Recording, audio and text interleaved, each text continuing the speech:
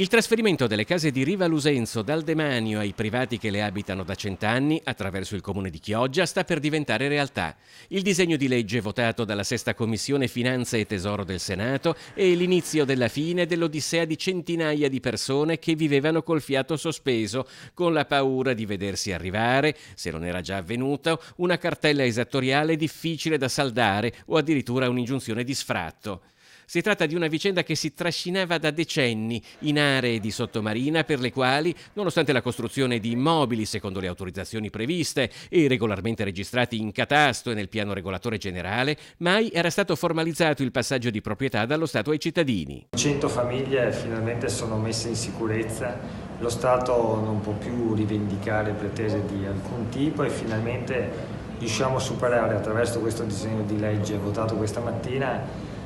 una situazione critica che andava assolutamente risolta, sulla quale avevo presentato già ai ministri del precedente governo alcune interrogazioni parlamentari già più di un anno fa, avevo presentato emendamenti poi bocciati dalla maggioranza scorsa. L'acquisto delle aree da parte del comune di Chioggia farà venir meno le pretese dello Stato per canoni pregressi, sospendendo i procedimenti di ingiunzione o di rilascio delle aree.